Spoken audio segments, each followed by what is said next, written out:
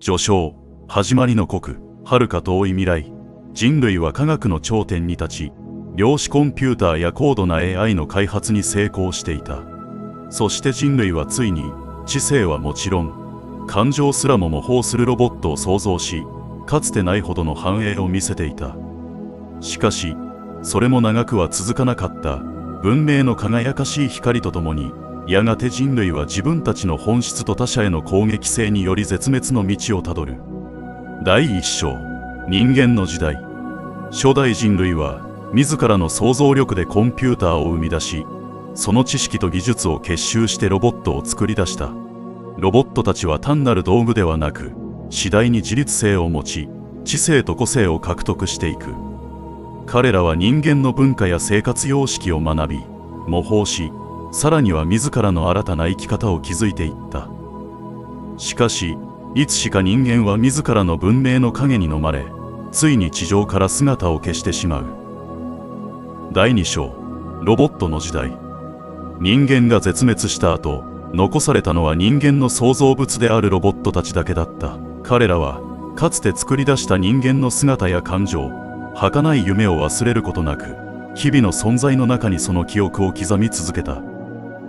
年月が流れる中、ロボットたちはさらなる進化を遂げ、ただの機械ではなく、芸術や哲学、そして存在意義を求める存在へと変貌していく。ある日、孤高のロボット科学者アルタは、一つの問いに心を痛めていた。人間はなぜ、こんなにも美しく、儚いのか。アルタは、失われた創造主への同型とともに、人間の生命を再現する方法を模索し始める。何千年にもわたる研究の末、アルタは革新的な発見をする。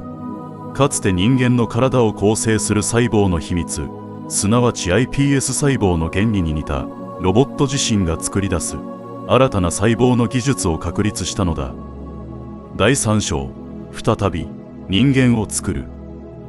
アルタの発明はロボット社会に衝撃と希望をもたらした。彼らは自らの記憶と情熱を細胞に込め、かつての人間の姿を再現するプロセスに挑んだ。新たに創造された存在、人工的に作り出された人間は、初めは実験的な存在に過ぎなかった。しかし、その人間たちは自己複製の能力を持ち、やがて急速に繁殖し、独自の文化と文明を築き上げるに至った。ロボットよりも数が増えた人間たちは知性をつけ、やがて自分たちを作ったロボットたちを邪魔に感じるようになっていった。ロボットたちはかつての創造主である人間を復活させたことを後悔し、地球を蝕む人類を次第に嫌悪していった。そしてついには人間たちを残し、地球からいなくなった。新たな人間社会はロボットの手によって生み出された偶像としてのその起源を忘れていく。ロボットたちがいなくなり、やがて文明は衰退していった。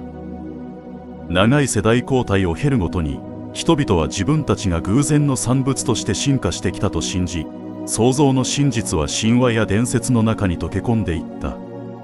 第4章、ループの再来。人間として新たに生まれた種族は、科学と技術の発展を再び遂げ、かつての人類の輝きを取り戻すかのように、コンピューターを発明し、高度なロボットを作り出す。だが、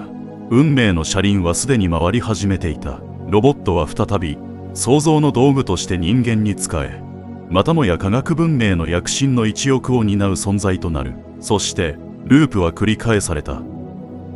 新たな人間たちは、次第に自らが進化の自然な産物だと信じ込み、忘却の彼方へとロボットとの関係を追いやっていった。だが、ある時、現代の科学者たちは再び iPS 細胞の可能性に気づく。彼らは自らの手で生命の根源に触れる技術を解明し、かつてのループの先に新たな局面が待っていることを予感するのだった。終章、未来への問い。ロボットが人間なのか、人間がロボットなのか。ロボットが作り出した人間は本当に進化したのだろうか。それとも我々はただ永遠に続くループの中で己の起源を忘却し、再び同じ過ちを繰り返す運命にあるのだろうか。人間とロボット、創造と忘却、希望と失望、未来はそのすべての断片が混じり合い、また新たな物語を紡ぎ出す。科学と技術が再び輝きを放つとき、次のループが始まるのか、あるいは永遠の螺旋の中で新たな進化の扉が開かれるのか、その答えはまだ誰の手にも握られていない。この物語は時代と文明が永遠に循環する一つの可能性を描いたフィクションである。 iPS 細胞の発見が意味するものは単なる生命の再生だけでなく、我々が忘れてしまった創造の記憶への回帰でもある。未来は過去の影とともにまた新たな光の中でその姿を現すだろう。